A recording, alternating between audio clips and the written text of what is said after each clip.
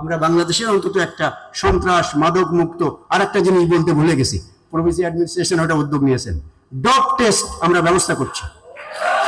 Depth test যারা হলে থাকে প্রত্যেকের ডপ টেস্টের ব্যবস্থা করা হবে। আর একটা জিনিস আমি করব, যেটা আমার ছাত্র উপদেষ্টা বলে গেলেন, যে ছাত্র উপদেষ্টার অফিসে একজন ছাত্রী আসছে, ছাত্রী এসে বললো যে স্যার আমাকে এরকম আহত করা হয়েছে, দেখেন আমার হাত থেকে রক্ত পড়ছে। সে তো জামার কাপড় খুলে এই পুরুষ উপদেষ্টাকে দেখাতে পারবে না। ওখানে 3টা পদ ছিল নারী কাউন্সিলর, আমি জানি না কোন দলাদলিতে এই 3টা পদ বিলুপ্ত করে দেওয়া হয়েছে। আমি একজন নারীকে যেই ওখানে নিয়োগ দিতে গেছি তার অনুমতি নিয়ে আমাকে বলে স্যার দিতে পারবেন না। কেন? বলে এই পদ তো বিলুপ্ত করা হয়েছে। আমি কি করলে দিতে পারবো? বলে যে পদ সৃষ্টি করতে হবে, নেক্সট সিন্ডিকেটে আমরা পদ সৃষ্টি করবো, পদ সৃষ্টি করে ওখানে দেবো।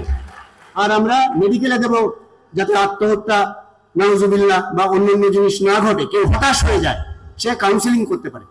আপনার সাথে তো আলাপ হয়েছে, ডাক্তারদের সাথে আলাপ হয়েছে।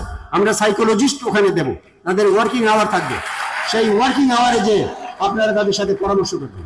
আমি আর বক্তব্য বাড়াতে চাই না, আরো অনেক আশাবাদ, আরো অনেক স্টকে রাখলাম, এগুলো পরে শেয়ার করব।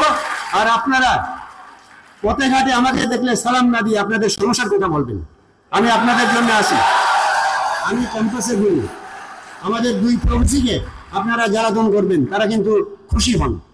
তা আপনারা আমাদের সাথে একই পরিবার হিসেবে আমরা কাজ করে আমরা আসুন চট্টগ্রাম বিশ্ববিদ্যালয়কে। আমি কর্মচারীদেরকে, কর্মকর্তাদেরকে বিনীতভাবে অনুরোধ করবো, আপনারা ছাত্রদের সাথে একটু স্টুডেন্ট ফ্রেন্ডলি হবেন। আমার কাছে অনেক রিপোর্ট আসছে যে তাদের হয়রানি হয়, একটা কাজ করতে যেয়ে ঘুরতে হয়, 10 টেবিলে যেতে হয়।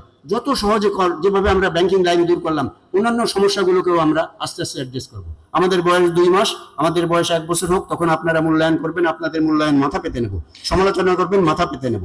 আমাদের জন্য দোয়া করবেন, আমরা যেন সুস্থ থাকি এবং কাজ করতে পারি। চট্টগ্রাম বিশ্ববিদ্যালয়ের এই বিশ্ববিদ্যালয় দিবসে, 59তম দিবসে, এই বিশ্ববিদ্যালয়ের সাথে যারা অতীতে জড়িত ছিলেন, এখন জড়িত আছেন, দেশে বিদেশে সর্বক্ষেত্রে, আপনারা যারা এক্সিস্টিং স্টুডেন্ট আছেন, যারা এক্স স্টুডেন্ট আছেন, সবার সুস্থতা কল্যাণ কামনা করছি। এবং বিশ্ববিদ্যালয়ের প্রতি যে আপনাদের যে দরদ, যারা পাশ করে চলে গেছেন, যে নস্টালজিয়া আমরা লক্ষ্য করছি, সেটাকে আমরা কাজে লাগানোর চেষ্টা করছি। আজকেও নিউ ইয়র্ক থেকে ফোন পেয়েছি, চিটাগাং ইউনিভার্সিটির ছাত্র, স্যার আমি আসতে চাই। ওয়েলকাম, আপনি আসুন, আপনি আমাদেরকে সাহায্য করুন, পাশে দাঁড়ান।